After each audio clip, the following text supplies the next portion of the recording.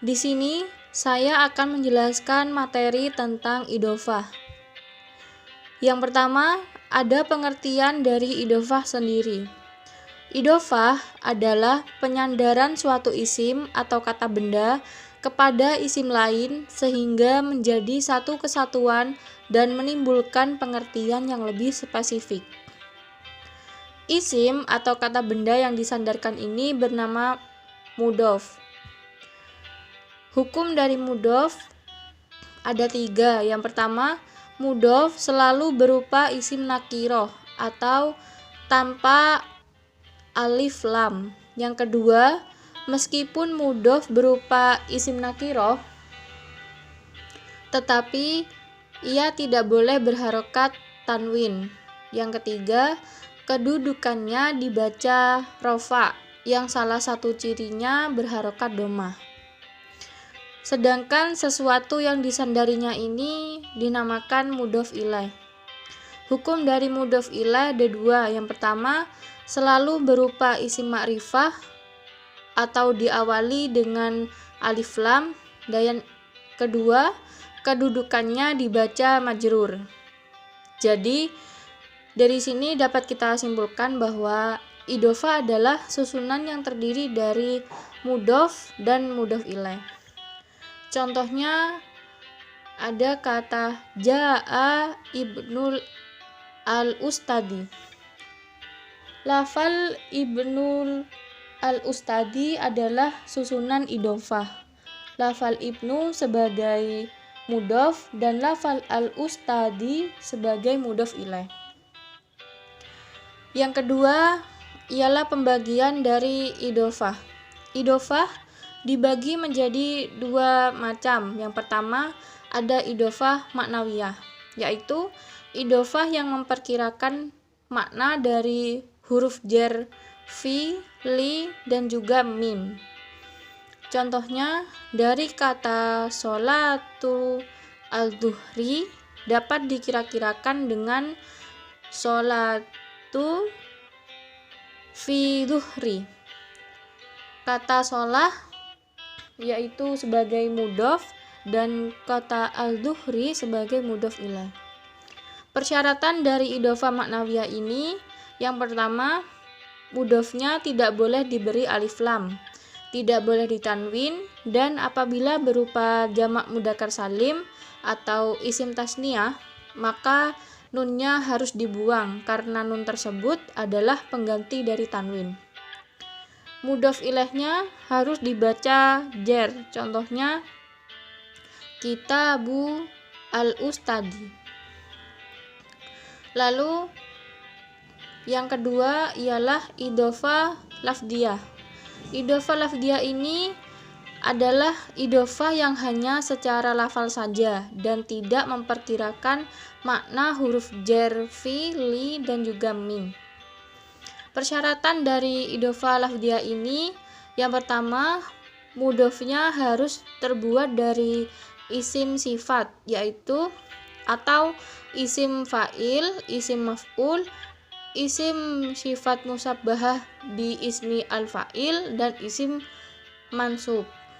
Lalu yang kedua, mudhof ilaihnya harus dibaca jar dan harus menjadi ma'mul dari mudhof. Contohnya ada muallimu al-Qur'ani. Lalu yang kedua ialah yang terakhir, pembahasan yang terakhir adalah contoh idhofah dalam Al-Qur'an. Contoh idhofah dalam Al-Qur'an ini yang pertama terdapat pada Quran surah An-Nasr ayat 1 dari kata Nasrullah yang berarti pertolongan Allah. Nasru sebagai mudhof dan Allah, Allahi sebagai mudhof ilaih.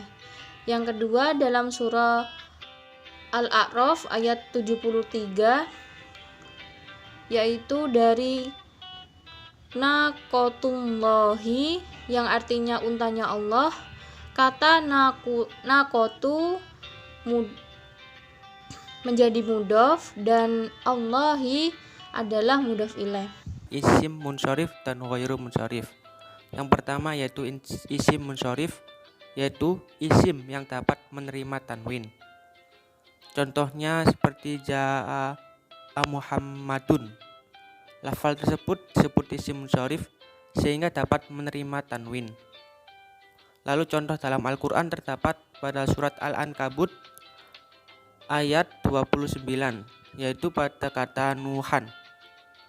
Jadi dapat diambil kesimpulan bahwa isim munsorif adalah isim atau kata benda yang bisa menerima harokat tanwin seperti kasroten, dumaten, dan fathaten. Lalu selanjutnya adalah isim ghairu munsorif. Isim ghairu munsorif adalah isim yang tidak dapat menerima tanwin. Contohnya ja'a Umaru. Lafal tersebut disebut isim ghairu munsorif sehingga tidak dapat menerima tanwin. Contoh dalam Al-Quran terdapat pada surat Ali Imran ayat 12 pada kata ila jahannama. Lalu ada iklot isim. Sebuah isim disebut isim ghairu munsorif apabila di dalam isim tersebut terdapat iklat atau alasan yang menjadi isim tersebut menjadi isim ghairu munsorif. Iklat atau alasan yang menjadikan isim tersebut menjadi isim munsorif dibagi menjadi dua, yaitu disebabkan oleh dua iklat dan disebabkan oleh satu iklat.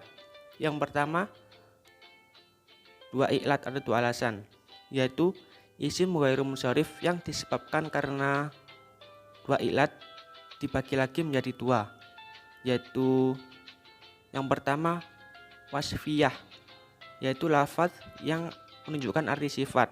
Wasfiyah atau kata sifat dapat menjadi sebuah isim ghairu munsorif apabila ditambah satu dari tiga hal, yaitu lafaz yang diikutkan kepada wazan fi'il, lalu lafaz yang diakhiri mendapatkan tambahan alif dan nun, lalu perubahan kalimah dari bentuk aslinya. Lalu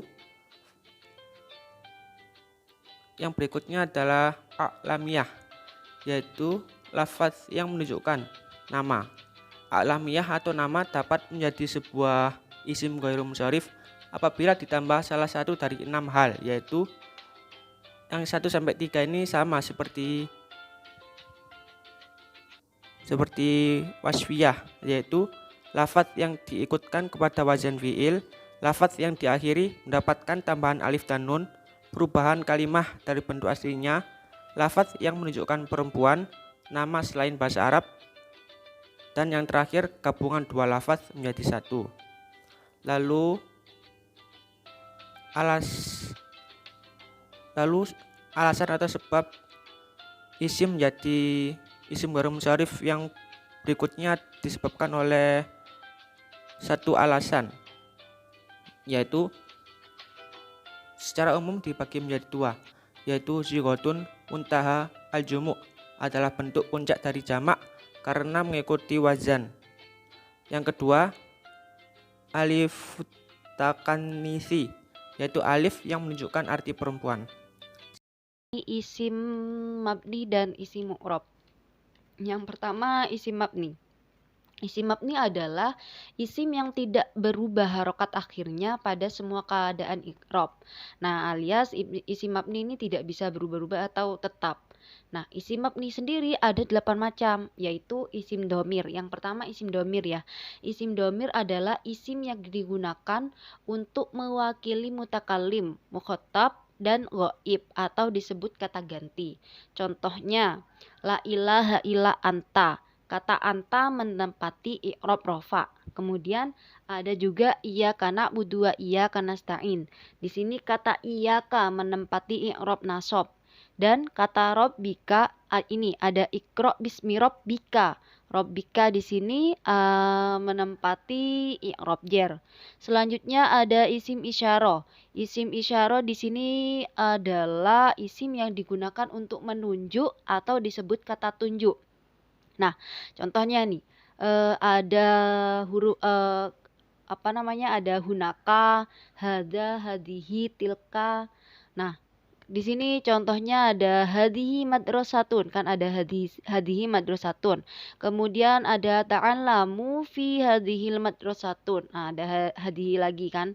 Kemudian Selanjutnya ada isim mausul. Isim mausul adalah isim yang digunakan untuk menghubungkan dua kalimat. Nah, di antara yang masuk kepada isim mausul adalah ma, alladzi, allati sama man. Contohnya, koma, man jalsa, man. Nah, ini man di sini kan ada sih. Itu menunjukkan isim mausul.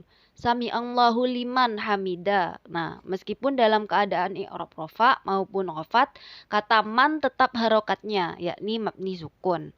Nah, itu kata mannya kan tetap, teman-teman. Lanjut kepada isim syarat. Nah, isim syarat di sini adalah merupakan isim yang memerlukan jawaban. Gunanya menggabungkan dua kalimat, di mana kalimat yang pertama menjadi syarat dan yang kedua adalah jawaban. Yang diantara yang termasuk isim syarat adalah di sini ada man, ma, mata, ayan, dan lain sebagainya. Contohnya, manjada wajada. Ada juga inna manjada wajada. Nah, lanjut ada isim istifham. Nah, isim istifham ini adalah isim yang digunakan untuk bertanya atau bisa disebut kata tanya. Di antara yang termasuk isim istifham adalah ayya, man, ma, mata, aina, kaifa, sama kam.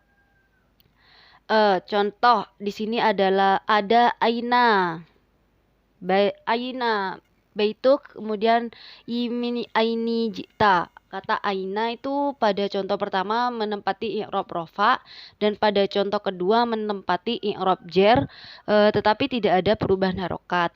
Kemudian ada sebagian zorof. Nah, isim zorof ada yang mu'rab, ada pula yang mabni. Isim zorof yang mabni adalah summa, idza, aina, haisa, amsi, al-an, sama id. Nah, ida. Contohnya, jalastu haitsu kunta jalisan. Kata haitsu menempati i'rab nasab karena menjadi dzorof tetapi harokatnya tidak berubah karena mabni dhammah. Kemudian di sini ada isim fi'il. Isim fi'il adalah isim mabni yang menunjukkan makna fi'il akan tetapi tidak mempunyai tanda seperti fi'il. Nah, contohnya hayya 'ala sholah, ada juga akaltu khubzul faqad. Nah, kata hayya bermakna akbil dan kata qad bermakna yakfi. Nah, di sini yang terakhir ada adab murakkab, angka belasan dari 11 sampai 19 kecuali angka 12 dalam bahasa Arab hukumnya mabni fathah. Nah, contohnya ada ta'allamu fi hadhil madrasah. Nah, semua adat murakkab di atas semua itu mabni fathah pada keadaan i'rab apapun. Baik, selanjutnya ada mu'rab. Di sini isim mu'rab adalah isim yang berubah keadaan akhirnya sesuai dengan keadaan i'rabnya. Nah, tadi kalau isim mabni itu tidak bisa berubah atau tetap. Nah, berbalikan dengan isim mu'rab. Kalau isim mu'rab itu bisa berubah-ubah ya. Tanda i'rab ada dua macam, yaitu harokat dan huruf. Nah, yang pertama harokat. Nah, di dalam harokat sendiri itu masih dibagi-bagi menjadi beberapa isim. Yang pertama isim mufrad. Nah, isim mufrad ditandai oleh dhammah pada rofa, fathah pada nasab, dan kasroh pada khofat. Contohnya, al-kitabu jadidun. Kemudian ada juga innal kitaba jadidun. Dan al-qalamu fauqal kitab. Nah, kata alkitab berubah harokat akhirnya sesuai dengan i'rabnya. Selanjutnya ada jamak taksir. Jamak taksir ditandai oleh dhammah pada rofa, fathah pada nasab, dan kasroh pada khofat. Contohnya ada al-kutubu jadidatun, innal kutuba jadidatun, dan al-qalamu fauqal kutubi. Nah, kata al-kutubu berubah harokat akhirnya sesuai dengan i'rabnya. Selanjutnya ada jamak muannas salim. Jamak muannas salim ditandai oleh dhammah pada rofa dan oleh fathah pada nasab dan khafat. Nah, contohnya yang pertama ada al-mu'minuna wal mu'minatu ikhwatu. Selanjutnya ada innal mu'minina wal mu'minati ikhwatu dan Allahumma ighfir lil mu'minina wal mu'minati. Nah, selanjutnya ada fi'il mudhari sahih akhir. Nah, fi'il mudhari sahih akhir adalah fi'il mudhari yang huruf terakhirnya tidak terdiri dari huruf ilat, yaitu alif, wawu, dan ya.